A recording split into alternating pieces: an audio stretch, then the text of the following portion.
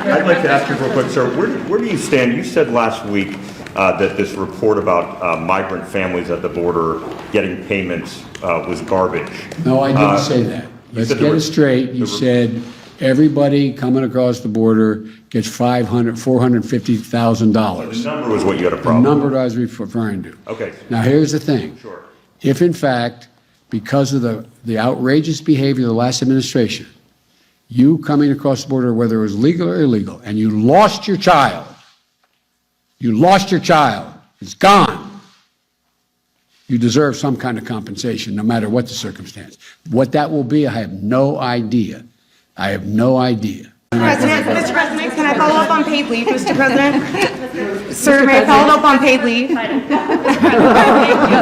President, Democratic Congresswoman Abigail Spanberger said of your presidency this week, nobody elected him to the FDR, they elected him to be normal and stop the chaos. How do you view your mandate after Tuesday's election losses for Democrats, and is she wrong? Well, Abigail's a friend. We had a long talk. She joked and said, and I have a picture, she said, I have a picture of Roosevelt hanging in my office, her office, okay? I don't intend to be anybody but Joe Biden. That's who I am. And what I'm trying to do is do the things that I ran on to do. And look, people out there are ordinary, hardworking Americans, are really, really been put through the ringer the last couple years, starting with COVID. COVID has disrupted almost every family one way or another, whether it's wearing a mask or losing a family member. You know, 750,000 plus Americans dead? 750,000. And so people are worried. People are also worried about, coming up, they don't, understandably. Why is the price of agricultural products, when I go to the store, why is it higher? Like, for example, if we were all going out and having lunch together, and I said, let's ask whoever's in the next table, no matter what restaurant we're in, have them explain the supply chain to us. Think they'd understand what we're talking about? They're smart people, but supply chain. Well, why is everything backed up? Well, it's backed up because the people who supply the materials that end up being on our kitchen table or in our life, guess what? They're closed those plants because they have COVID. They're not, and so it's a complicated world that people are facing. We've never faced anything like this before. I mean, I'm not saying it's the worst of every time in American history, but we never faced anything this sort of defiant of understanding of what's going on. And you can understand why people are upset. And whether you have a PhD or you're working, in a restaurant, it's confusing. And so people are understandably worried. They're worried. And so all I can say is what I'm going to try to do is explain to the American people as best I can. And by the way, you all write for a living. I haven't seen any one of you explain supply chain very well. No, I'm not being critical. I'm being deadly earnest. When your editor says, explain the supply chain. Okay? Lots of luck in your senior years, my coach used to say. But I sincerely mean it. This is a confusing time. Confusing time.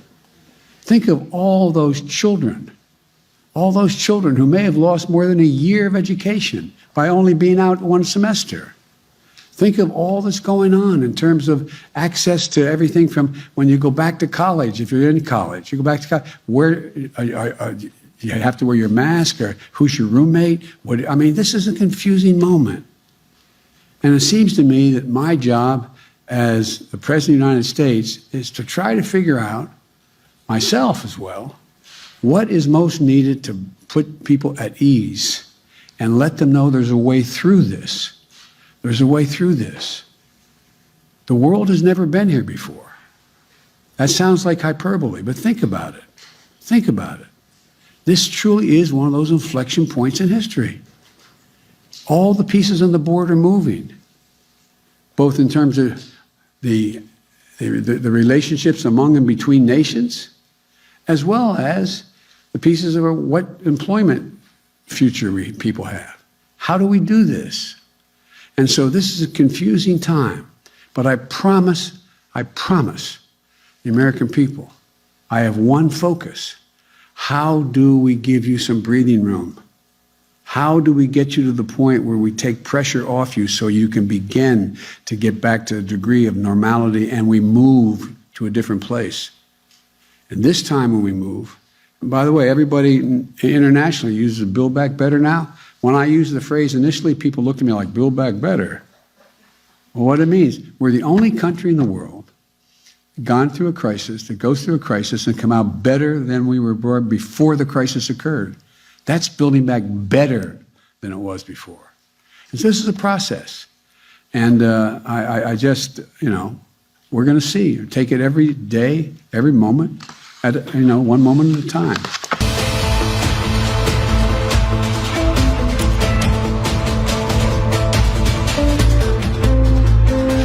Folks, we're just 76 days away from the midterm election. 76 days. And to state the obvious, there's a lot at stake. So I want to be crystal clear about what's on the ballot this year. Your right to choose is on the ballot this year. The Social Security you paid for from the time you had a job is on the ballot. The safety of your kids from gun violence is on the ballot. And it's not hyperbole. The very survival of our planet is on the ballot. Your right to vote is on the ballot. Even the democracy. Are you ready to fight for these things now?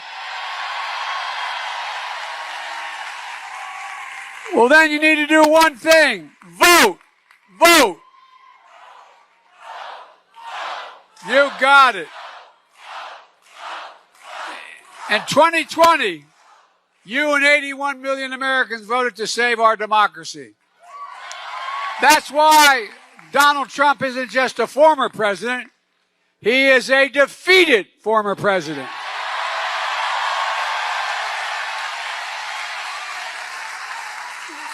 And it's not hyperbole. Now you need to vote to literally save democracy again.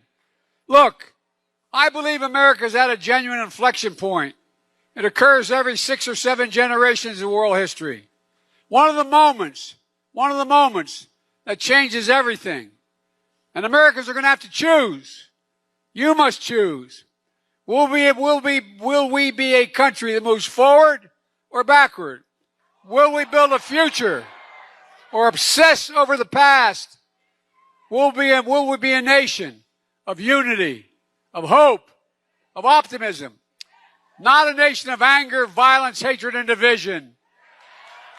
Trump and the extreme MAGA Republicans have made their choice to go backwards, full of anger, violence, hate, and division. But we've chosen a different path. Forward, the future, unity, hope, and optimism. I mean this sincerely. We choose to build a better America. This fall, there will be a choice between these two visions. And we must take our case to the American people and be crystal clear about it. There's no question. It's been a hard few years. When I came to office, we were facing a once-in-a-century pandemic. 1 million people died. 1 million people. And over 9 million people get up in the morning and sit at that breakfast table or the dinner table with an empty chair because of that. Historic joblessness. Businesses struggling to stay open. So much lost learning for our kids in school. But we've come a long way. In 18 months, no longer controls our lives. A record number of Americans are working, 10 million since I came to office. Businesses are growing. Our schools are open. And folks, it just didn't happen. It took a lot of hard work. It took a plan that we stuck to, even in the face of unrelenting attacks from the most powerful special interests in the country. And the whole notion of the burn it all down politics of MAGA Republicans continues to be a drumbeat. But That's all. No. Let him go. Let him go. Let him go. That's okay.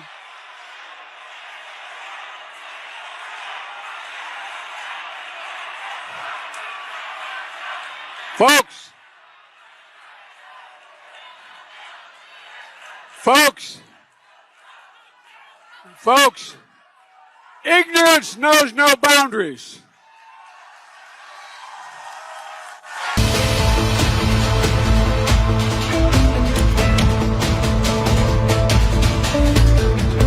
McClintock. Thank you, Mr. Chairman. Mr. Olson, is it illegal under federal law to picket or parade in front of a justice's residence with the intent to influence or intimidate their decisions? Hard for me to answer a question in the hypothetical, Congressman. Well, let me read you the statute then. Whoever with the intent of interfering with, obstructing, or impeding the administration of justice or with the intent of influencing any judge, juror, witness, or court officer in the discharge of his duty pickets or parades in or near a building housing a court of the United States or in or near a building or residence occupied or used by such a judge, juror, witness, or court officer, or with such intent uses any sound truck or similar device or residence shall be fined under this title or imprisoned not more than 1 year or both. Is that news to you? This is the first time you've ever heard of that statute? No, I'm aware. And well, then familiar I with the ask for a statute. little more candor in your answers to my questions. Why is that law not being enforced? That law will be enforced like all federal laws based on the evidence that we were able to obtain. We are watching videos of this occurring quite regularly in front of justices' residence. Why is it not being prosecuted? We prosecute the laws based on the evidence and facts that we're able to obtain in every particular case. You've said that multiple times. That's not an answer to the question. Your department's put enormous resources into investigating and prosecuting the disruption of our January 6th joint session of Congress. How does this compare with the resources into investigating and prosecuting threats and intimidation of members of the Supreme Court? I will tell you that with respect just to the concerns that I think are serious that involve threats of violence and against members of the Supreme Court. Are you putting the same effort? Prosecuting. Are you putting the same effort and resources in prosecuting the intimidation, assassination, and we are adding security to the Marshal Service to the members of the Supreme Court? How do those resources compare with what you've put into the riots on January 6th? I think that's apples and oranges. It's very hard to say. One event. In a sense, I think you're right. One event, we're applying the resources necessary to address the threat in that case. The and electoral in another count, case, we're applying the resources commensurate with the threat in that case. The electoral count resumed the moment the last of these yahoos was kicked out of this building. The would-be assassin of Justin Kavanaugh made it very clear that by killing a conservative Supreme Court justice or two, he could single-handedly change the majority of the court. And unfortunately, I think that equation is correct. Do you consider that as grave a threat to the constitutional order as a lunatic wearing buffalo horns entering this building? So with respect to Justice Kavanaugh, that was a very serious crime, and an individual has been charged with attempted assassination. Well, you've refused to prosecute the multiple demonstrations that are in violation of federal law that have been occurring in front of Supreme Court justices' homes, and then you're just shocked that an assassin shows up at his doorstep. I find that astonishing for an officer given the trust that you have been given by the United States government. By failing to enforce the laws that protect the safety of Supreme Court justices, aren't you in effect sending an open season message to extremists across the country? We're enforcing the laws based on the facts and the evidence in every case. And in fact, as I've said, we have charged an individual with attempted assassination involving Justice Kavanaugh. We've added security for the justices.